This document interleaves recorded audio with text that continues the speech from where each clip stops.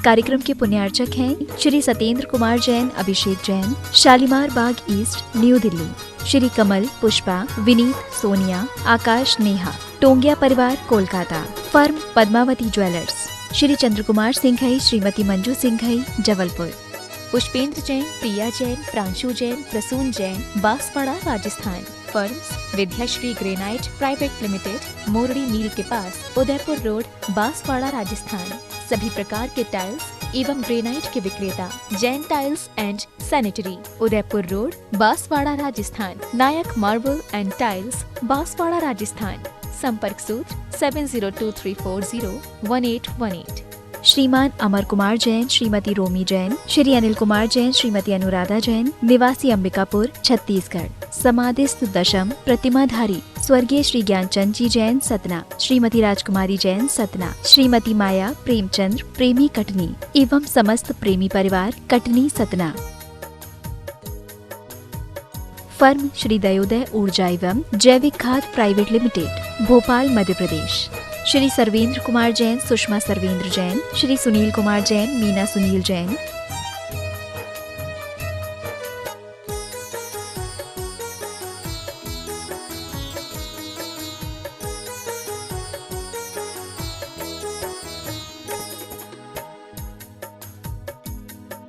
Firm Bade Baba mining and consultancy LLP, Shri numeral and chemical, Arya mineral and techno product, Vidya mineral and processor.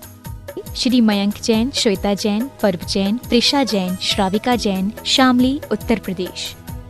Engineer Surendra Kumar Jain, retired chief engineer, Raipur. Engineer Pushpa Surendra Kumar Jain, कार्यपालन अभियंता, Raipur. Visat detergents private limited, Ahmedabad, Gujarat. Trade enquiry number 9408659000। Website www.visatdetergents.com। समस्त संस्कृति संवर्धक आचार्य विद्यासागर जी महाराज की, परम पूज्य प्रमाणिक संत महामना मुनिराज प्रमाद सागर जी महाराज की, परम पूज्य रह सागर जी महाराज की, अहिंसामयी जैन धर्म की जय जय जय। भव्यजनों, हम सब विराजमान हैं आचार्य भगवान विद्यासागर जी महाराज के परम प्रभावक शिष्य महामना मुनिराज प्रमाद सागर जी महाराज, जो गुणायतन प्रणेता, शंका समाधान प्रवर्तक, भावना प्रवर्तक एवं संप्रेक्षक समय के रूप में संपूर्ण जगत में विख्यात हैं, जिनके श्रीमुख से अपनी शंकाओं के समाधान प्राप्त करने के लिए हम धनबाद के धैया में अवस्थित नवनिर्मित जिनालय के प्रांगण में विराजमान हैं। और साथ ही विराजमान है वे सारे लोग जो अपने घरों में बैठ करके पारस, जिनवाणी, आज्ञा चरण के माध्यम से शंकाओं के समाधान प्राप्त करके जीवन को उन्नत कर रहे हैं। हम सब गुरुदेव के श्री मुख से अपनी शंकाओं के समाधान सुने। उसके पूर्व मैं चाहता हूँ कि गुरुदेव का वरद हस्त हमें आशीष के रूप में उपलब्ध हो। अतः मेरे साथ उच्चारें, नमोस्तु महश्री, नमोस्तु महश्री, नमोस्तु महश्री। भव्यजनों, आप जानते हैं, अच्छी तरह जानते हैं कि गुरुदेव यहाँ क्यों आए हैं। 1925 जून तक गुरुदेव के सुसानिध्य में धैया नगर में इनके आशीर्वाद से नवनिर्मित जिनालय का विराजमान वाले प्रतिमाओं का पंचकर्म प्रतिष्ठा महोत्सव होना है, जिसके प्रतिष्ठाचार्य आदरणीय भैया अभय जी, श्रद्धेय भैया अभय जी विराजमान हैं। इनके सानिध्य में और आने वाले हैं भैया अशोक जी। इनके सानिध्य में, इनके निर्देशन में, इनके मार्गदर्शन में हम भव्य पंचकर्म प्रतिष्ठा करने जा रहे हैं और गुरुदेव का आशीष सानिध्य हमें प्राप्त हो रहा है। आज हम गुरुदेव के श्रीमुख से अपनी शंकाओं के समाधान के लिए उतावले हैं। मैं नाम पुकार रहा हूँ, आप क्रम से आते जाएं और अपनी शंका प्रस्तुत कर समाधान पाएं। सबसे पहले उपस्थित हो कनिष्का जैन। कनिष्का जैन उपस्थित हो और तैयार रहें। अरिहंत गंगवाल, अरिहंत गंगवाल। नमोस्तु नमोस्तु। मेरी माँ बोलती है कि जिनवानी था जो अध्याय करना चाहिए, पर मंदिर में देव दर्शन करना चाहिए। मुझे भी ये सब अच्छा लगता है, पर मैं माउंट आनाचूर में पढ़ती हूँ, वहाँ संस्कृत नहीं पढ़ाई जाती। मैं इंग्लिश मीडियम स्कूल में पढ़ती हूँ। हमारे धनबाद में कोई जैन पाठशाला भी नहीं है, ना कोई संस्कृत सिखाता है। हम बच्चे कैसे धर्म ध्यान करें, तरह आप मार्गदर्शन है। बहुत अच्छी बात पूछी है। देखो, स्कूल में जो पढ़ाया जाता है हम घर में भी बहुत कुछ सीख सकते हैं, पढ़ सकते हैं। पहले तो मैं कहूँगा कि तुम्हारी माँ को चाहिए कि वो तुम्हें घर में धर्म शास्त्रों का ज्ञान कराए, कम से कम जितने भी पाठ, विनती और स्तुति है उनका तो बोध कराए ही। और दूसरा, यहाँ पाठशाला नहीं है तो पाठशाला होनी चाहिए, पाठशाला की व्यवस्था भी बननी चाहिए ताकि बच्चों को संस्कार मिले। और जो यहाँ नहीं आ सकते उन सबको प्रामाणिक पाठशाला से जुड़ना चाहिए। जो ऑनलाइन पाठशाला है, अंतर्राष्ट्रीय स्तर पर हजारों बच्चे जिसमें भाग ले रहे हैं, वो प्रामाणिक पाठशाला में अपनी सहभागिता दो। घर बैठे ऑनलाइन बहुत सारी चीज़ें सीख लेंगे। सभी के संज्ञान के लिए मैं ये कहूँगा कि अब प्रामाणिक पाठशाला ने ऑफलाइन भी कार्यक्रम करना शुरू कर दिया है। प्रामाणिक पाठशाला आपके शहर में, देश भर के लोग जहाँ भी अपनी पाठशालाओं को जो संचालित कर रहे हैं, अगर प्रामाणिक पाठशाला के साथ जुड़कर काम करना चाहते हैं तो प्रामाणिक पाठशाला के लोग आपको पूरी सामग्री और पूरा सहयोग भी देते हैं। और बहुत जगह ऐसा कार्यक्रम हो रहा है अलग अलग शिविरों के माध्यम से और अन्य माध्यमों से, जिससे बच्चों को बहुत अच्छा परिणाम मिल रहा है। बच्चों में बड़े सकारात्मक प्रभाव देखने को मिल रहे हैं, इसलिए इस पर ध्यान देना चाहिए। उपस्थित हों अरिहंत गंगवाल। तैयार हैं बेबी रति गोधा, सुपुत्री संजय जी गोधा। नमोस्तु महाराज जी। महाराज जी, मेरी शंका यह है कि अक्सर देखा जाता है कि जो व्यक्ति जितना धर्म करता है उतना उनके अंदर आवेश होता है, यहाँ तक कि मंदिर में भी उनके अंदर क्रोध आ जाता है। तो क्या ऐसा धर्म करना उचित है? देखिए, आवेश तो किसी के लिए अच्छा नहीं है, पर ये कहना कि जो जितना धर्म करता है उसमें उतना आवेश आता है, ये पूरी तरह ठीक नहीं। हम लोग धर्म करते दिखते हैं कि नहीं दिखते हैं? तो कभी ऐसे आवेश में दिखते हो क्या? नहीं देखते ना। हाँ, हो सकता है कतिपय ऐसे व्यक्ति हों जो धार्मिक हों पर उनका स्वभाव गुस्सैल हो, उनमें आवेश आ जाता हो। ऐसे व्यक्तियों को देखकर हमें धर्म से दूर होने की जगह उनसे सीख लेना चाहिए कि हम अपने जीवन में ऐसा नहीं करेंगे। और जो भी धर्म से जुड़ रहे हैं उन्हें ये सोचना चाहिए कि मेरा असल धर्म तो अपने भावों को ठीक करना है। जब तक हम अपने भावों को निर्मल नहीं कर लेते तब तक हमारे जीवन में कोई उपलब्धि नहीं हो सकती। इसलिए हमें हमेशा अपने भावों के निर्मलता के प्रति दृष्टि रखनी चाहिए। नमस्ते महाराज। रति गोधा आ जाए, सुपुत्री संजय गोधा। तैयार हैं अतिशय आदि जैन, धन्यवाद। नमोस्तु महाराज जी। महाराज जी, मेरा प्रश्न ये है कि हम लोग भगवान की भक्ति के लिए मंदिर जाते हैं और वहीं कुछ लोग मंदिर आते हैं, महाराज जी की भगवान जी की फोटो खींचते और चले जाते, तो महाराज जी का ये उचित है कि नहीं? नमोस्तु। देखो, बात सही है, ये एक बड़ी बीमारी लग गई। लोगों भगवान के चरणों में द्रव्य बाद में चढ़ाते हैं, मोबाइल पहले चटकाते हैं। ये अच्छी बात नहीं। हम मंदिर गए हैं तो भगवान के दर्शन और वंदना के लिए गए, फोटो खींचने और खिंचवाने नहीं। पहले भाव भक्ति से भगवान की वंदना कर लो, अपनी विशुद्धि बढ़ा लो।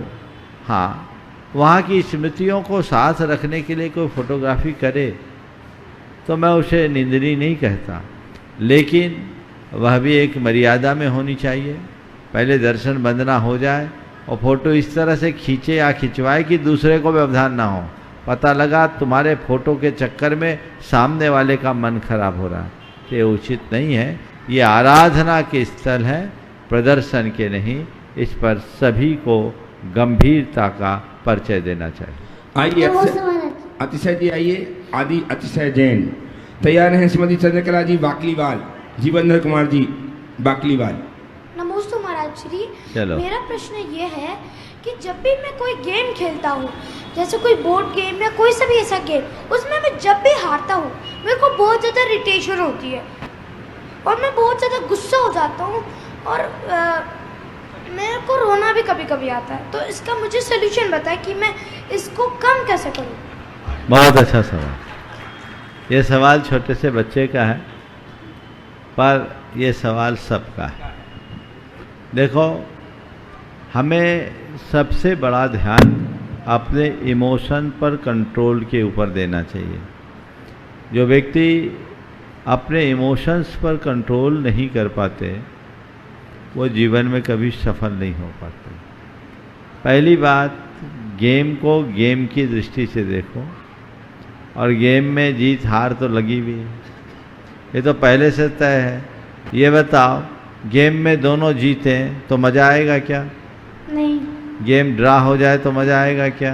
नहीं। मज़ा तो तब होता है जब कोई जीतता है और कोई हारता है।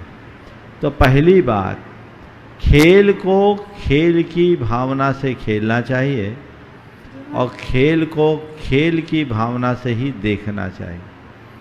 अगर हमारा इमोशनल अटैचमेंट ज़्यादा हो जाए तो वही सारी समस्याएं आती है जो तुमने कहा। तो इससे बचने का एक रास्ता है। तुमने पूछा सॉल्यूशन क्या है? हमेशा एक वाक्य को दोहराओ, मुझे अपनी भावनाओं पर नियंत्रण रखना है। क्या? मुझे अपनी भावनाओं पे नियंत्रण रखना है। समझ गए? हाँ। इसका अर्थ समझ में आ गया? हाँ। I have to control my emotions. क्या? I have to control my emotions. Hindi में बोलो तो ज़्यादा असर होगा। क्या बोलना है? मुझे अपनी भावनाओं पर नियंत्रण रखना है। मुझे अपनी भावनाओं पर नियंत्रण रखना है। बस जब भी खाली रहो, मैं जब भी खाली रहूं, मेरी बात तो सुनो, जब खाली रहो इस मंत्र को गुनो, मुझे भावनाओं पर नियंत्रण रखना है। और दूसरा, खेल को खेल भाव से खेलना है। क्या? खेल को खेल भावना से खेलना है। हाँ, ये बात, दोनों बातें बार बार दोहराओगे तो ये तुम्हारे सबकॉन्शियस में बैठ जाएगी, और जब ये बातें सबकॉन्शियस माइंड में एक बार बैठ जाएगी तो फिर कुछ भी होगा, हमारी भावनाओं का हम पर ज़्यादा असर नहीं होगा, या यूँ कहें भावनाओं के बहाव में बहने से बच जाएंगे। इसलिए इसको ध्यान रखें। आइए श्री चंद्रकला जी, जीवन कुमार जी बाकलीवाल धनबाद से ही, और तैयार हैं श्री राजेश जी जैन झरिया धनबाद। आइए श्रीमान जीवंदर जी पहुंच जाएं, बोलिए। नमोस्तु गुरुदेव, नमोस्तु गुरुदेव, नमोस्तु गुरुदेव। मेरा सवाल है गुरुदेव, जैन समाज के मंदिरों में कहीं कहीं ऐसी स्थिति पैदा होती है कि कुछ लोग अपना वर्चस्व बनाते हैं, चलाते हैं, उसमें उनकी क्रिया विवेकपूर्ण हो या न हो, इससे समाज में विरोधाभास होता है और समाज की अखंडता पर प्रभाव पड़ता है। इस विरोधाभास को कैसे रोका जाए? देखिए, सबसे पहली बात तो ये है कि मंदिर में कभी किसी को वर्चस्व का भाव रखना ही नहीं चाहिए। मंदिर हमारी श्रद्धा का आयतन है, सत्ता का अधिष्ठान नहीं। हम भगवान के ऊपर अपना क्या वर्चस्व बढ़ाएंगे? भगवान से बड़ा किसका वर्चस्व हो? तो त्रिलोकीनाथ है, उनके चरणों में हमें समर्पित होकर जाना चाहिए, और यही विशुद्ध भाव मन में रखना चाहिए। हाँ, लेकिन यदि किसी व्यक्ति की ऐसी प्रवृत्ति हो जाए तो हमें ऐसे व्यक्ति को पहली कोशिश करनी चाहिए समझाने की, और ऐसा लगता है कि इन्हें समझा पाना हमारे लिए संभव नहीं है तो उन्हें समझाने की जगह खुद को समझा लेना चाहिए, और ये सोचना चाहिए इनका नेचर है, इनको अपने हिसाब से अपना काम कर लेने दो, हम अपने भाव खराब न करें। ज़्यादा है तो हम टाइम एडजस्ट करके मंदिर जाना नहीं तो उनकी क्रिया विवेकपूर्ण हो या न हो, इसका फिर कैसे? अब इसको लेके झगड़ा करो। मैंने क्या कहा? सामने वाले को समझाओ, और अगर सामने वाले को समझाने की गुंजाइश न दिखे तो खुद को समझा लो। कोई मान जाओ, मंदिर में भक्ति करो, महाभारत नहीं। झगड़ा करोगे तो पुण्य की जगह पाप ही अर्जित होगा, इसका ध्यान रखें। नमस्ते। आइए धरिया से श्रीमान राजेश जी जैन, तैयार हैं श्रीमती रेणु जी गंगवाल धनबाद से ही, गुरुवर के चरणों में मेरा त्रिबार नमोस्तु नमोस्तु नमोस्तु। गुरुवर, मेरी शंका है कि मैं नमोकार मंत्र हाथ से जाप देता हूँ सुबह, तो मेरी ये शंका है कि कहीं मैं पाप का बंध तो नहीं बन रहा हूँ। हाथ से जाप देने में पाप क्यों बंधेगा भाई? पुण्य ही बंधेगा, एकाग्रता से दो। नहीं, मैं बिगर नहाए देता हूँ इसलिए। कोई दिक्कत नहीं। चलिए अगला। श्रीमती रेणु जी गंगवाल उपस्थित हो धनबाद से ही। तैयार हैं श्री विशाल जी शिल्पा जी गंगवाल धैया धनबाद। नमोस्तु गुरुदेव, नमोस्तु महाराज। हमारे सारे सभी तीर्थंकरों के सारे कल्याणक हमारे देश में ही हुए हैं, ऐसा क्यों? क्या जैन धर्म इतना ही सीमित है? जैन धर्म इतना सीमित नहीं है। भारत के लोग इतने भाग्यशाली कि इस धरती ने महापुरुषों को जन्म दिया। उजाला पूरे दशों दिशाओं में होता, पर सूरज तो पूरब में ही उगता है। हम सूरज उगाने वाले देश में जन्मे हैं, ऐसा समझना। विशाल जी शिल्पा जी गंगवाल उपस्थित हों धैया धनबाद से। तैयार है श्रीमती प्रमोद जी राखी जी छावड़ा। श्रीमान प्रमोद राखी छावड़ा धनबाद। महाराज जी के चरणों में त्रिबार नमस्तु। महाराज जी, जब हम विद्यार्थी थे तो हमें सिखाया जाता था काक चेष्टा बको ध्यानम स्वांग निंद्रा अल्पहारी गृह त्यागी, परंतु आजकल के विद्यार्थियों में ये कोई भी गुण बहुत विरल मिलते हैं। तो ऐसे रूप में जब शिक्षा प्राप्त की जाती है तो वो कितनी सार्थक है, कृपया मेरा मार्गदर्शन करें। देखिए, बहुत बड़ा अंतर आ गया है पुराने ज़माने में और आज के ज़माने की अवधारणा में।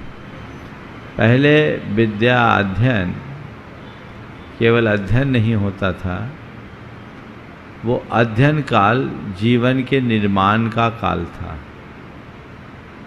उस समय हमारे विद्यार्जन का मूल मंत्र था सा विद्या या विमुक्ति। वही विद्या है जो हमें दोषों, दुर्गुणों और दुर्बलताओं से मुक्त करे। आज अवधारणा बदल गई। अब सोच ऐसी हो गई, सा विद्या यदार्थोपलब्ध है। जो अर्थ की उपलब्धि का कारण बने। अब लर्निंग और अर्निंग की बात ज़्यादा आ गई।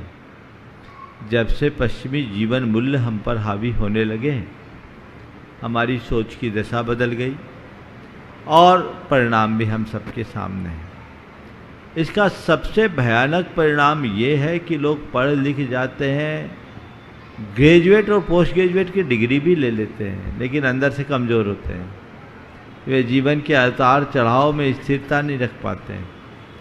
थोड़े से परेशानी आने पर अंदर से टूट जाते हैं, छोटे से आघात को भी सहने में असमर्थ होते हैं।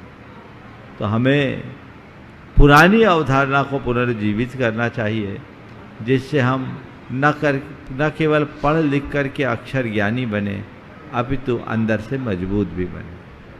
नमोस्तु महाराज श्री नमोस्तु। उपस्थित हो श्रीमान प्रमोद जी राखी जी छावड़ा धनबाद से।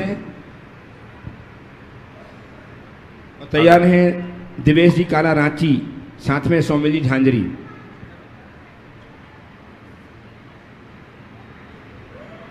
नमोस्तु महाराज जी, नमोस्तु महाराज जी, नमोस्तु महाराज। महाराज श्री, पहले के ज़माने में जब माँ बाप बच्चों की शादी करते थे तो वो बच्चे अपने आप को गृहिणी के रूप में स्वीकार कर लेते थे। सारा संस्कार जो होता है वो ले बच्चियाँ, और आज के युग में वो अपने आप को गृहिणी नहीं स्वीकार कर पाती। क्यों? आपने तैयारी उसको इस तरीके से किया। बुरा मत मानना। मुझे पता नहीं आपकी बेटियां हैं कि नहीं, शायद नहीं, लेकिन आज की ज़्यादातर माताएं अपनी बेटियों को घर के कार्य में कुशल बनाना नहीं चाहती। ज़्यादातर बच्चियां पढ़ रही है, कुछ बोलो तुम्हारी बेटी तो पढ़ है, वो पढ़ी रह जाती। गृह कार्य में दक्षता प्रारंभ से होना चाहिए। आप अपने बचपन में जाओ, मुझे लगता है कि आप 10-12 साल की उम्र में अपनी माँ का सहयोग देने लगी होगी। आज की कितनी बेटियां हैं जो 18-18, 20-20 साल की हो जाती तो भी कभी किचन संभालने का प्रयास नहीं करती है। परिवर्तन कितना बड़ा है। और अब परिवार में वातावरण भी पूरी तरह से बदल गया है। जब केवल बौद्धिक विकास ही प्रमुख बन जाता है तो सारी चीज़ें गड़बड़ हो जाती हैं। फिर उसी तरीके से सोच बदल गई। पहले लोग विवाह करते थे तो अर्धांगिनी को लाते थे, अब विवाह करते हैं लाइफ पार्टनर को लाते हैं। तो विवाह में जब अवधारणा में इतना बड़ा अंतर होगा तो एडजस्ट कैसे होगा। और आज की लड़कियां पढ़ लिख जाती है, वो भी कमाई करने वाली होती है, पेशेवर होती है, तो वो भी क्यों झुके। तो मानसिकता बदल जाने के परिणाम स्वरूप आगे निर्वाह भी बहुत कठिन होता है। और अब ये स्वर आने लगता है, हम क्यों सहें, ये सब हम ही क्यों करें। तो अंदर का ईगो बहुत तेजी से क्लैश करता है, जो दाम्पत्य जीवन की मधुरता को भी खंडित करता है। अगर गहराई से देखें तो आज के जितने भी नव दंपतियां हैं उनके जीवन में बहुत कठिनाई से एडजस्टमेंट होता है।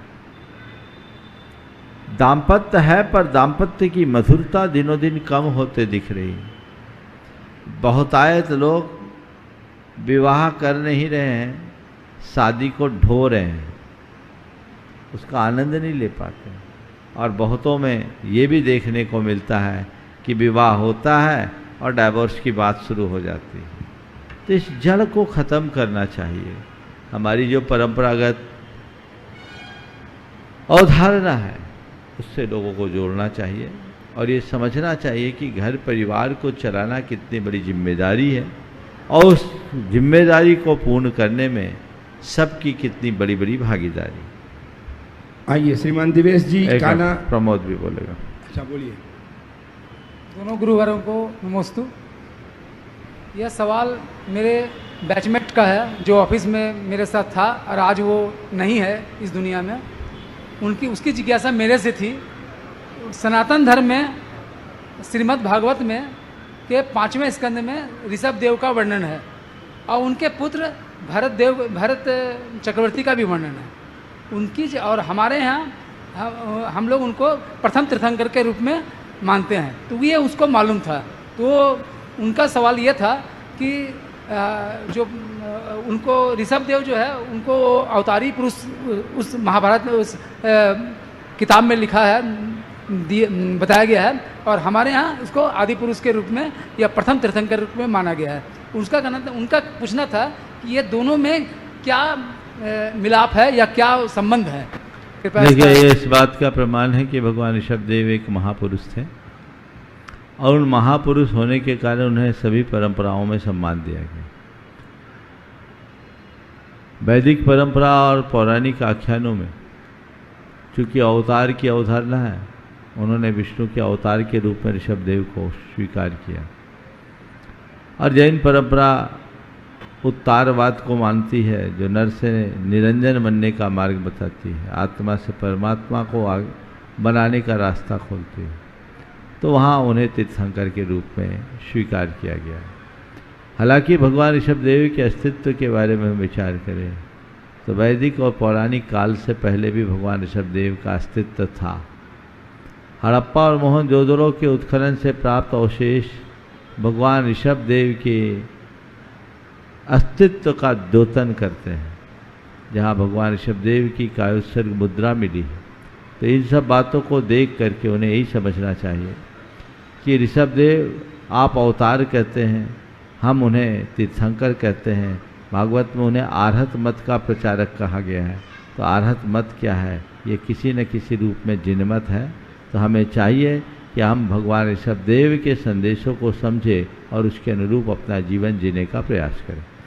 उपस्थित हों श्रीमान देवेश जी काना रांची से सोमल जी झांझरी के साथ, और तैयार हैं श्रीमती रीना जी, संजय जी जैन, मिहिजाम गुणायतन। महाराज श्री भावना योग सिर्फ सुबह में ही उठ के करना चाहिए कि कभी भी दिन में कभी भी, और भावना योग करने का क्या लाभ है? देखिए, भावना योग कभी भी किया जा सकता है, पर सुबह करे तो सबसे उत्तम। आपने पूछा भावना योग का क्या लाभ है। तन को स्वस्थ, मन को मस्त और चेतना को प्रशस्त करने का अभिनव प्रयोग है भावना योग। भावना योग के लाभ अगर आप देखना चाहते हैं तो बहुत लोगों ने अपने अपने अनुभव शेयर किए। मेरे ख्याल से प्रमाणिक ऐप में उनमें से बहुत सारे अनुभव होंगे। आप उनके अनुभवों को देखिए, सुनिए, समझिए, और ये सब करने की जगह कुछ दिन खुद करके देखिए तो बहुत बड़ा बदलाव आएगा। कई विद्यार्थी हैं जो जिन्होंने यूपीएससी निकाला, वो कहते हैं भावना योग के बल पर आगे बढ़ें। कई विद्यार्थी जिन्होंने आईआईटी में अपना उत्तीर्णता पाई, वे भी कहते हैं कि भावना योग इसमें हमारे लिए बहुत मददगार बनी। बहुतों को बीमारी में, बहुतों को अन्य प्रकार की विपत्तियों में, बहुतों को व्यापार कारोबार में, और बहुत ऐसे लोग जो अपने डिप्रेशन जैसी समस्या से मुक्त हुए हैं, उनमें भावना योग बहुत कारगर हुआ है। तो इस भावना योग को हमें नियमित अभ्यास के रूप में लेना चाहिए। तुम्हारे माध्यम से एक संदेश मैं पूरे देश को देना चाहूँगा। आगामी 21 जून को अंतर्राष्ट्रीय योग दिवस है। अंतर्राष्ट्रीय योग दिवस के दिन यहाँ पर भावना योग का कार्यक्रम होगा। कोशिश करूँगा 2 या 3 दिन का कार्यक्रम हो, जिसका पूरे देश में सीधा प्रसारण होगा। लेकिन जितने लोग पूरे देश में भावना योग से जुड़े हैं, जो भावना योग का प्रसारण करते हैं, प्रचार प्रसार में आगे बढ़ा रहे हैं, उन सब भावना योग के प्रवर्तकों से मैं कहूँगा कि वे अपने अपने क्षेत्र में 21 तारीख के पूर्व भावना योग को विधिवत लोगों तक पहुँचाएँ, ताकि अंतर्राष्ट्रीय योग दिवस के दिन लोग भावना योग के महत्व को जान सकें और उसे एक अपनी शुरुआत कर सकें। मुझे जहाँ तक पता है, भावना योग की टीम इसमें काफ़ी कुछ काम कर रही है। इसे और व्यापकता से प्रचारित किया जाए ताकि सभी लोग इसका लाभ भी उठा सकें। आइए श्रीमान श्रीमती जी रीना जी संजय जी मिहिजाम से, और तैयार हैं श्रीमती सरिता जी धन्यवाद। दोनों मुनिराजों के चरणों में मेरा त्रिबार नमोस्तु नमोस्तु नमोस्तु। अकड़ शब्द में कोई मात्रा नहीं होती, फिर भी ये हर इंसान में अलग अलग मात्रा में मौजूद होती है, तो इससे कैसे बचें? बहुत अच्छा वाक्य खोज के लाते हैं। अकड़ शब्द में कोई मात्रा नहीं है, लेकिन हर मनुष्य में अलग अलग मात्रा में मौजूद है। इसकी वजह क्या है? इसकी एक ही वजह है कि अकड़ की पकड़ बड़ी है, जिसने सबको जकड़ रखा। इनमें भी कोई मात्रा नहीं। समझ गए? चलिए संजय पूछो। नमोस्तु नमोस्तु नमोस्तु। एक वृद्ध दादाजी ने बहुत सुंदर बात कही है। वृद्ध दादाजी ने, हाँ, वृद्ध दादाजी, हाँ, वृद्ध दादाजी, हाँ, बूढ़े बोल दो, हाँ, हाँ कि आज की पीढ़ी इकट्ठा करने के लिए जी रही है, आज की पीढ़ी हाँ, इकट्ठा करने के लिए जी रही है, और हमारी पीढ़ी इकट्ठा रहने के लिए जीती रही है। तो अभी और पहले में क्या बदल गया? बहुत अच्छी बात। आज की पीढ़ी इकट्ठा करने के लिए जी रही है और पुरानी पीढ़ी इकट्ठा रहने के लिए जीती थी। आपने पूछा और अभी और तब में क्या अंतर था? आज के लोग इकट्ठा कर रहे हैं और छोड़ के जा रहे हैं, और पहले के लोग इकट्ठा रहते थे, यादें छोड़ के जाते थे। पहले केवल प्रेम था, आज पैसा है। पैसे की एक सीमा से अधिक महत्ता नहीं है, जिसे हमें ध्यान में रखकर चलना चाहिए और तदनुरूप अपने जीवन को ढालने का प्रयास करना चाहिए। नमस्कार। आइए श्रीमती सरिता जी धनबाद से ही, और तैयार हैं श्रीमती नीलम जी जैन धनबाद। द्वय मुनिराजों के चरणों में मेरा और मेरे दोनों परिवारों के तरफ से त्रैवार नमोस्तु महाराज जी।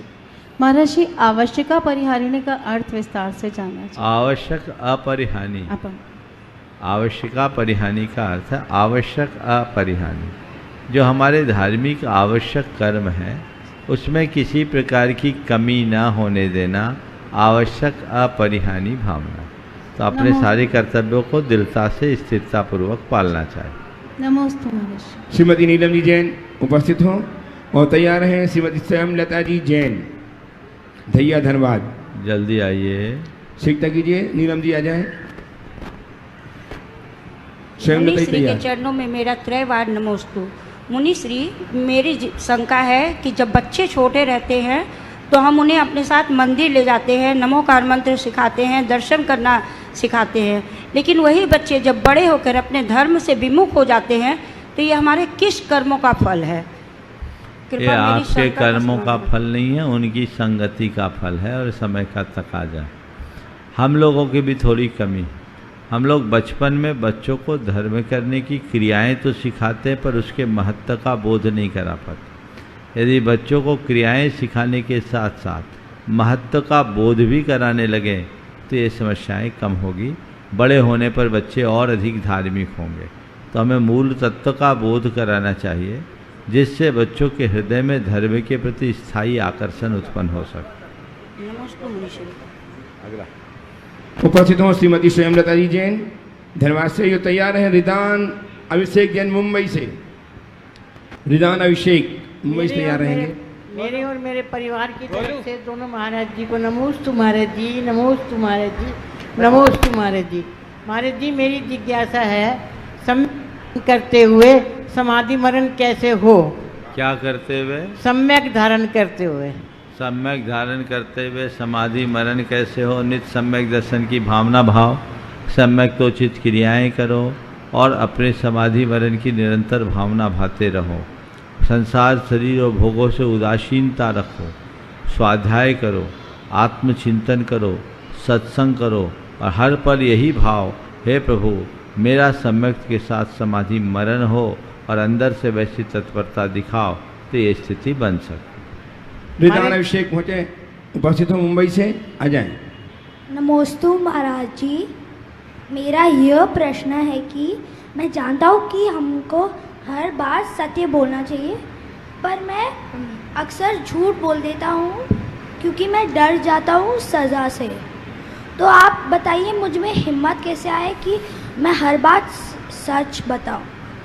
देखो, पहले तो ये बताओ, सच बोल करके निडर रहा जा सकता है कि झूठ बोलकर? सच। तो फिर डरते क्यों? सज़ा से डरता हूँ। एक बार सजा पालो, जीवन भर मजा लो, और एक बार की सजा के पीछे अपने अंदर का मजा किरकिरा क्यों करते हो? समझ गए? सच बोलो, माँ बाप को सच बोलो, स्कूल में सच बोलो, गलती हो जाए तो उसे स्वीकार लो, उसी से सुधार होगा। एक झूठ को छिपाने के लिए 100 झूठ बोलना पड़ता है। ये क्या हमारे जीवन के लिए सजा नहीं है? सजा है। इसलिए अगर कोई सजा देता है स्वीकार लो और ये सोचो ये सजा नहीं, मेरे जीवन को मजबूत बनाने का आधार है, इससे हम और अधिक स्ट्रांग बने, अपने आप को मजबूत बनाएंगे तो हम अपने जीवन को और अच्छा बना सकेंगे। समझ गए? और अब समझ गए। ऑनलाइन प्रश्नों की समाधान पाएं। उसके पूर्व 19 से 25 जून तक संपन्न होने वाले पंचरत्न महोत्सव के प्रतिष्ठाचार्य श्रद्धेय भैया अभय जी आपके समक्ष हैं अपनी सूचनाओं के साथ। परम पूज्य युगल मुनिराज के श्री चरण में कोटि से नमन। बंधो, धन्यवाद। दिगंबर जैन समाज ने 12 साल पहले जो सपना देखा था, वो सपना साकार करने के लिए परम पूज्य मुनिवर का सानिध्य हमें प्राप्त हुआ।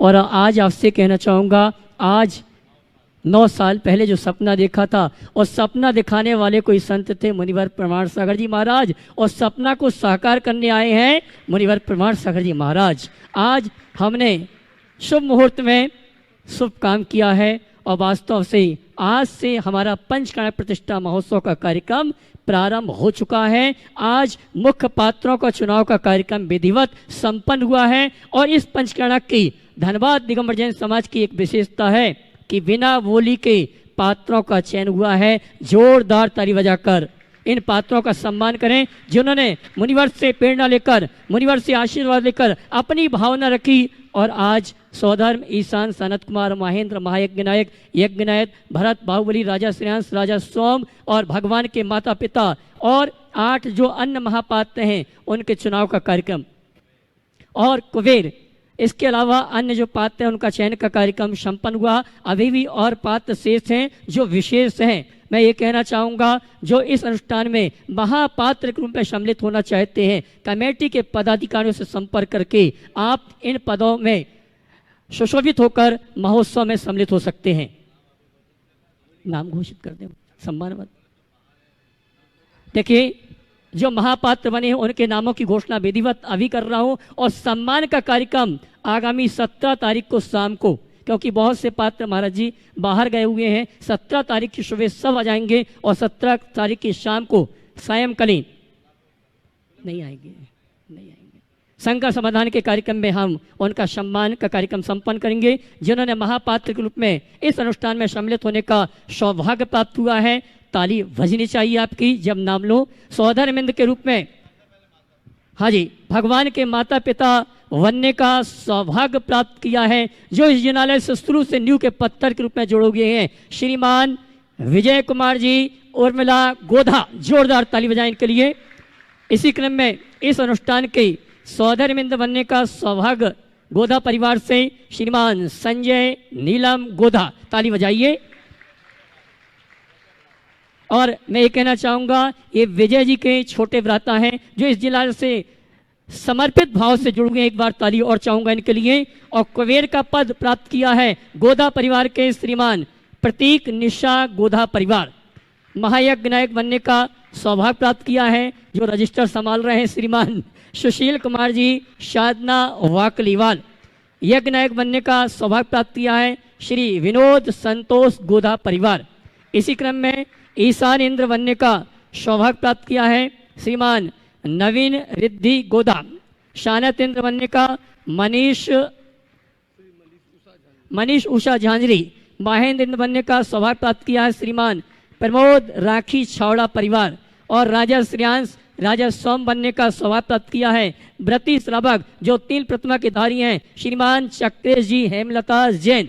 और राजा सोम बनने का श्रीमान प्रमोद सविता जैन इलाहाबाद। इसी क्रम में भरत और बाहुबली बनने का सौभाग्य प्राप्त किया है श्रीमान विमल रेणु सहाय। बाहुबली बनने का सौभाग्य प्राप्त किया है श्री मुकेश कामना गंगवाल इवेंट। और जो शेष 8 इंद्र हैं उसमें 5वें नंबर का इंद्र बनने का सौभाग्य प्राप्त किया है श्रीमान सुशील राजुल जैन। 6वें इंद्र में अरुण ललिता जैन। 7वें इंद्र में संतोष रेणु गंगवाल। 8वें इंद्र में श्री मनीष पायल सहाय। ये सभी परिवार जिन्होंने परम पूज्य मुनिवर से निवेदन किया और सबको आशीर्वाद आज बहुत अच्छे से प्राप्त हुआ है। जोरदार इन पात्रों के लिए ताली बजाकर इनका सम्मान करें। और इनका विधिवत सम्मान का कार्यक्रम हम 17 तारीख की शाम को सायंकालीन संघ का समाधान के सत्र में सम्मान का कार्यक्रम संपन्न करेंगे। और आइए पुनः चलते हैं संघ का समाधान के कार्यक्रम के लिए। और उपस्थित हो अपने प्रश्न के साथ श्रीमान अंजलि कुमार जी जायसवाल, वैज्ञानिक स्थानीय धन्यवाद। अंजलि कुमार जी अंजलि कुमार जी अंजलि जी आइए प्रश्न के साथ। अंजलि नहीं अंजनी है, अंजनी कुमार जी अंजना से। और आज यहाँ पे गुरुदेव की वंदनार्थ उपस्थित हुए सब परिवार मंजीता सिंह जी अपने परिवार के साथ आ जाएं, अग्रिम पंक्ति में नमोस्तु करें, आशीर्वाद प्राप्त कर लें। गुजराल जी एक्यूप्रेशर विशेषज्ञ ये भी आए और गुरुदेव की वंदना करके आशीर्वाद प्राप्त कर लें। सभी है हाँ स्थानीय आइए आ जाइए सामने आ जाइए। हाँ बोलिए अंजनी जी बोलिए। अंजनी जी अंजलि प्रश्न बोलिए। अंजनी अंजनी जी अंजनी अंजनी है अंजनी जी जायसवाल बोलिए प्रश्न। प्रश्न तो मेरा कल था, मैंने महाराज जी से पूछा ही था। आज कोई सवाल तो नहीं है आज ठीक है। आशीर्वाद प्राप्त करने मंजीता सिंह जी परिवार के साथ और गुजराल जी एक्यूप्रेशर विशेषज्ञ चलो आशीर्वाद ले रहे हैं। और गुरुदेव मैं कुछ ऑनलाइन प्रश्नों के माध्यम से सिस्टम को आगे बढ़ाना चाह रहा हूँ। श्रीमती गुणमाला जी निर्मल कुमार जी जैन रुठियाई जिला गुना आपके चरणों में बारंबार नमोस्तु करते हुए जानना चाहते हैं कि गुरुदेव अब काल लब्धि बलते दयाल तुम दर्शन पाए भयो खुशाल, ये पंक्ति हमने पढ़ी। तो महाराज श्री जब काल लब्धि आएगी तभी हमको प्रभु के गुरु के दर्शन होंगे, और अगर नहीं होते तो हमारा दोष नहीं है, वो तो हमारी काल लब्धि नहीं आई। यह तर्क कहाँ तक उचित है, कृपया समाधान। ऐसा तर्क एक बार किसी ने पंडित टोडरमल जी से किया तो उन्होंने बहुत अच्छी बात कही। बात क्या कही है कि मीठी फटकार लगाई। मैं उन्हीं की पंक्तियों को आप सबके लिए दोहरा देता हूँ। उन्होंने कहा जब तेरा यहू श्रद्धान है तो तू किछु भी कार्य का उद्यम मत कर। जब तेरा यही भरोसा है कि जब काल लब्धि आएगी, समय आएगा, मेरा काम हो जाएगा, जब मेरी होनहार होगी, मेरा काम हो जाएगा, तो कुछ भी काम का उद्यम मत कर। तू खान पान व्यापार आदि में तो उद्यम करे, और यहाँ होनहार बतावे हैं, तो जानिए है तेरा साचा श्रद्धान यहाँ है नाही, झूठी मान आदिक ते बातें बनावे हैं। तो ऐसी बातें बनाने का काम मत कीजिए। अगर तुम्हें सच्चे अर्थों में सब कुछ काल लब्धि और तुम्हारी होनहार पे ही घटित होता दिखाई पड़ता है, तो बस सबको उसी पर छोड़ दो, तब समझ में आएगा, जो किसी भी अर्थ में व्यवहारिक नहीं। आगे। गुरुदेव, आपके अनन्य भक्त श्रीमान श्रेयांश कुमार जी जैन, संस्थापक सदस्य गुणायतन कानपुर, आपके चरणों में बारंबार नमस्कार करते हुए जानना चाहते हैं कि गुरुदेव, तेजो लेखसा से युक्त जो श्रावक जघन्य आराधना करते हैं, वे स्वधर्मादि स्वर्गों में देव होते हैं, नीचे के देव नहीं होते, अर्थात भवनतक में जन्म नहीं लेते। उपरोक्त पैरा भगवती आराधना ग्रंथ के स्वाध्याय करने में आया। तो गुरुदेव, तेजोलेशा से क्या तात्पर्य है? तेजोलेशा यानी पीतलेशा। पीत पद में शुक्ल लेशा ना, शुभ लेशा में पीतलेशा। आगे चलो। हाँ, आज श्रीमान विनीत जी जयश्री गर्ग धनबाद आवास व्यवस्था जिनके हाथ में है, इन्होंने भी 8 इंद्रों में एक इंद्र बनने का सौभाग्य प्राप्त किया है। बहुत बहुत साधुवाद। गुरुदेव, महेंद्र जी जैन पत्रकार इंदौर, आपके चरणों में बारंबार नमोस्तु करते हुए जानना चाहते हैं कि गुरुवर, धन हमेशा के लिए मित्र नहीं होता, लेकिन सच्चा मित्र हमेशा धन के समान होता है। परंतु गुरुदेव, दुविधा यह है, सच्चे और अच्छे मित्र की पहचान ये आवाज कैसे बंद कीजिए। आप लोगों ने इतने ज्यादा, हाँ, पानी गिर रहा है। अच्छा, चलिए, इसकी तो प्रतीक्षा थी। चलिए बोलिए। हाँ बोलिए, फिर से बोलिए सवाल। गुरुदेव, धन हमेशा के लिए मित्र नहीं होता है, लेकिन सच्चा मित्र हमेशा धन के समान होता है। परंतु गुरुदेव, दुविधा यह है कि सच्चे और अच्छे मित्र की पहचान कैसे हो? धन हमेशा के लिए मित्र नहीं होता, सच्चा मित्र धन की तरह होता। आपने पूछा है सच्चे और अच्छे मित्र की पहचान क्या है। मैं आपके पहले वाक्य से असहमत हूँ। ये बात सही है, धन हमेशा के लिए मित्र नहीं होता, पर सच्चा मित्र धन के समान होता है, मैं इससे असहमत हूँ। सच्चा मित्र धन के समान नहीं होता, क्योंकि धन एक सीमा तक ही साथ देता, उससे आगे नहीं। सच्चा मित्र हर अर्थ में साथ देता है, जिसमें कहीं किसी प्रकार की कोई शिकायत ही नहीं होती। धन तुम्हारे संकट में कुछ सुविधाएं दे सकता है, लेकिन तुम्हारी संकटों का सामना करने की ताकत नहीं देगा। संकट से उबारने का रास्ता नहीं दे सकता। ये सब अगर कोई दे सकता है तो वह केवल धर्म दे सकता है। इसलिए सच्चा मित्र यदि कोई है तो धन नहीं, धर्म है, ऐसा समझना चाहिए, जो इस भाव में भी साथ देता है और भवांतर में भी साथ देता है। आपने पूछा है लोक में एक सच्चे और अच्छे मित्र की पहचान हम कैसे करें। अगर लौकिक दृष्टि से सच्चे और अच्छे मित्र की पहचान की बात आप मुझसे करते हो, तो मैं आपसे कहूँगा कि जो आपको विपत्ति में साथ दे, जो बुराइयों से बचाए, जो हित में लगाए और अहित से दूर करे, वही एक सच्चा मित्र कहला सकता है। सच्चा मित्र वह नहीं जो सुख में आपके साथ हो। सच्चा मित्र वो नहीं जो बुराइयों में आपको उलझाए। सच्चा और अच्छा मित्र वही है जो सदैव जीवन में सकारात्मक दिशा लेकर आगे बढ़े और बढ़ाने की कोशिश करे। गुरुदेव, ललितपुर उत्तर प्रदेश से Vijay Kumar Jain, retired manager Central Bank of India, आपके चरणों में बारंबार नमोस्तु करते हुए जानना चाहते हैं कि गुरुदेव कहते हैं अंत भला सो सब भला। अगर ये सही है तो जीवन के अंतिम चरण में धार्मिक अनुष्ठान, दान, पूजा, तप आदि करके अंत सुधारा जा सकता है, फिर जीवन भर धर्म आदि क्यों करें? भैया ये तो हमने देखा है, जीवन भर राम राम कहने वाले के मुख से भी मरा मरा निकल जाए। कोई बिरला ही होता है जो मरा मरा रटे उसके मुख से राम राम निकले।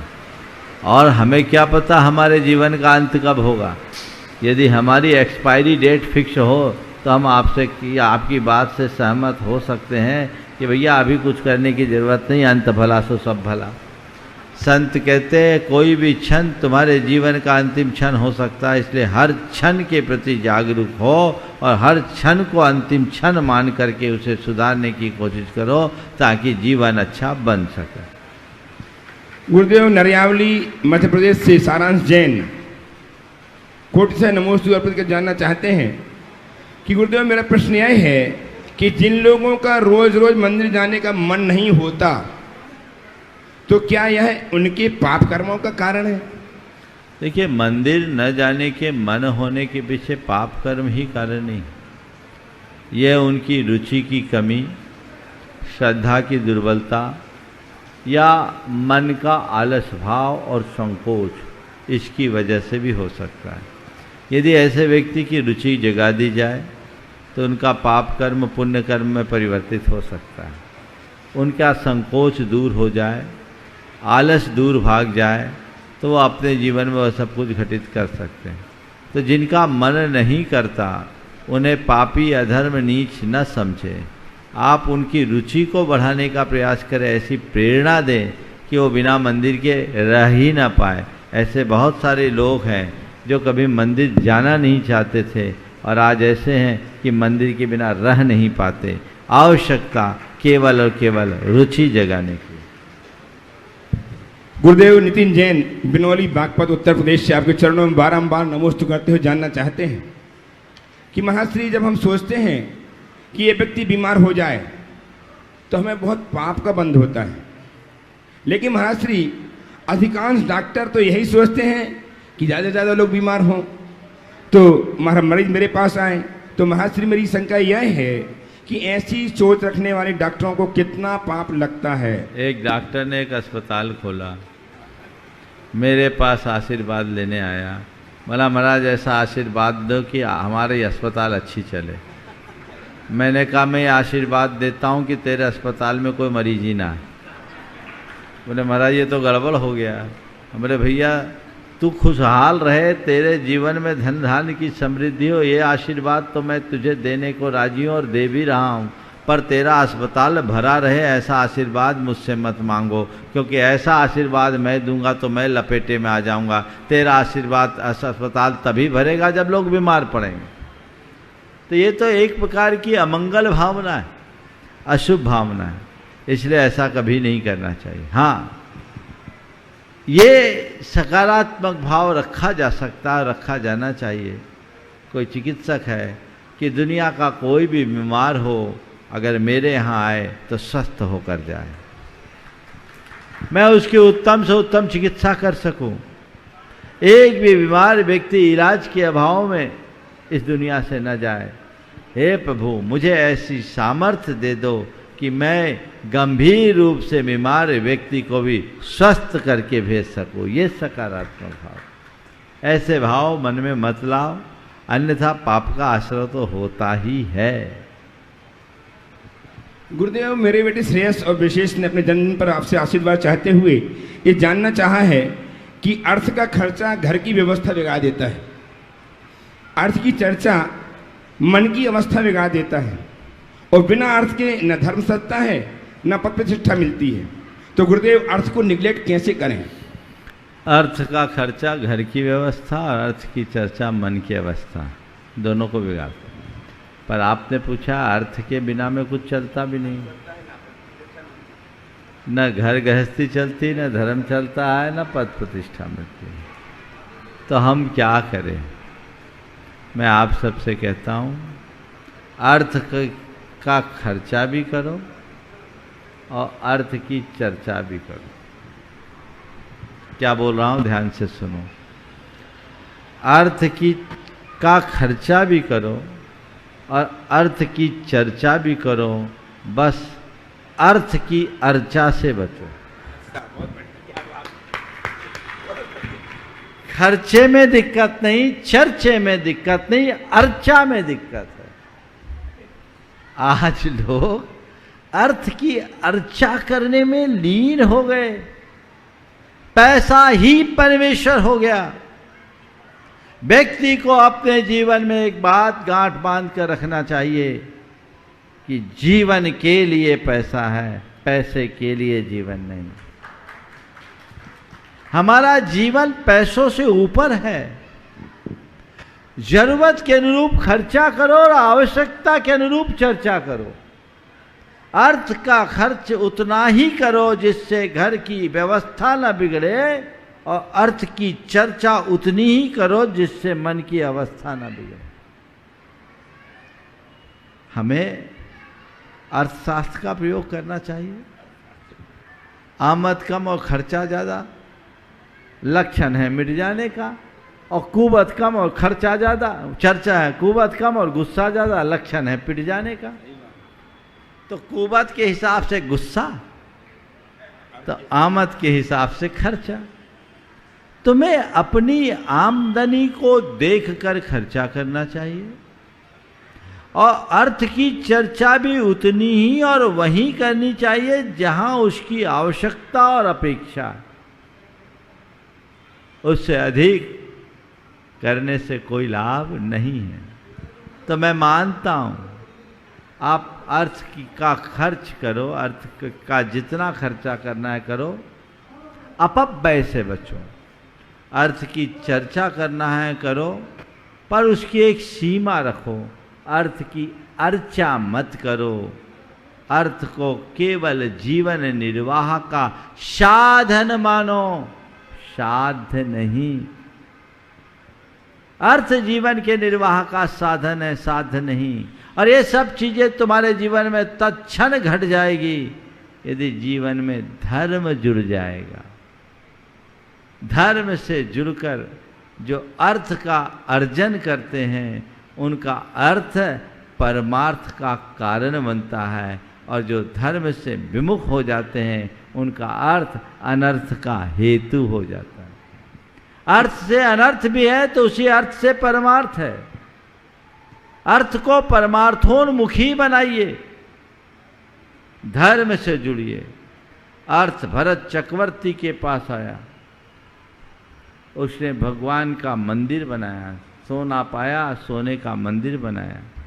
आज भरत के नाम से देश का नाम भारत हो गया। और अर्थ रावण के पास आया, उसने सोने की लंका बनाई, ईंट से ईंट बच गई। आज रावण का नाम लेना भी कोई पसंद नहीं करता। तो बस जो भरत की तरह अर्थ को जीवन का निर्वाह का साधन मानते हैं उनका अर्थ परमार्थ का कारण बन जाता है, और जो रावण की तरह होते हैं उनका अर्थ अनर्थ का हेतु बन जाता है। ये दोनों बातों को ध्यान में रखिए। इसलिए वाक्य दोहराता हूँ, अर्थ का खर्चा हो, अर्थ की चर्चा हो, पर अर्थ की अर्चा कतई न हो। गुरुदेव प्राचार्य एनसी जैन शमशाबाद ट्रस्टी गुणायतन आपके चरणों में बारंबार नमस्ते करते जानना चाहते हैं कि गुरुदेव बुढ़ापे में बचपन की बातें बार बार क्यों याद आती हैं? बुढ़ापे में बचपन की बातें बार बार इसलिए याद आती कि बुढ़ापे में बचपना फिर से लौट आता है। देखो, वृद्धावस्था बचपन का पुनरावर्तन है, पुनरावर्तन पुनरागमन है। कैसे?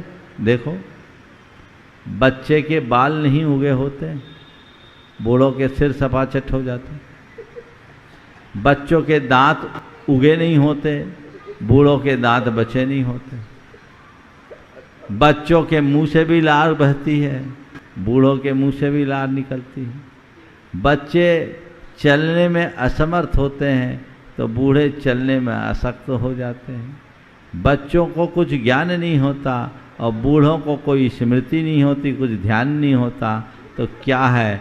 बुढ़ापा बचपन का पुनरावर्तन ही तो है। इसलिए उधर लौटते हैं तो बचपन की बातें यदि याद आ जाए तो उसमें कोई असंगत जैसी बात नहीं है, उसी अनुरूप अपना सारा कार्य होना चाहिए। समय आप सबका हो गया, यहीं पर विराम।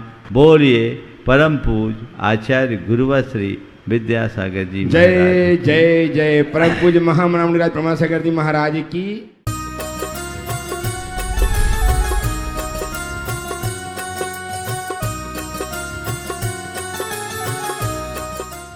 इस कार्यक्रम के पुण्यार्चक थे श्री सत्येंद्र कुमार जैन, अभिषेक जैन, शालीमार बाग ईस्ट, न्यू दिल्ली। श्री कमल, पुष्पा, विनीत, सोनिया, आकाश, नेहा, टोंगिया परिवार, Kolkata. Firm Padmavati jewellers. Shri Chandra Kumar Singhai, Shrimati Manju Singhai, Jabalpur. Pushpendra Jain, Priya Jain, Pranshu Jain, Prasoon Jain, Banswara, Rajasthan. Firms Vidyashri granite private limited, Mordi मील के पास, उदयपुर रोड, बांसवाड़ा, राजस्थान। सभी प्रकार के टाइल्स एवं ग्रेनाइट के विक्रेता, Jain tiles and sanitary, Udaipur road, Banswara, Rajasthan. Nayak marble and tiles, Banswara, Rajasthan. संपर्क सूत्र 7023401818। श्रीमान अमर कुमार जैन, श्रीमती रोमी जैन, श्री अनिल कुमार जैन, श्रीमती अनुराधा जैन, निवासी अंबिकापुर, छत्तीसगढ़। समाधिस्थ दशम प्रतिमाधारी स्वर्गीय श्री ज्ञानचंद जी जैन, सतना। श्रीमती राजकुमारी जैन, सतना। श्रीमती माया प्रेमचंद्र, प्रेमी, कटनी एवं समस्त प्रेमी परिवार, कटनी, सतना। फर्म श्री दयोदय ऊर्जा एवं जैविक खाद प्राइवेट लिमिटेड, भोपाल, मध्य प्रदेश। श्री सर्वेंद्र कुमार जैन, सुषमा सर्वेंद्र जैन, श्री सुनील कुमार जैन, मीना सुनील जैन।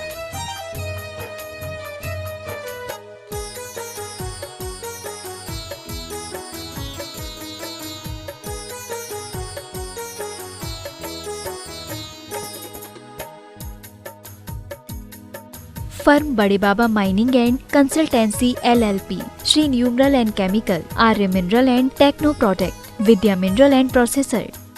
श्री मयंक जैन, श्वेता जैन, पर्व जैन, त्रिषा जैन, श्राविका जैन, शामली, उत्तर प्रदेश।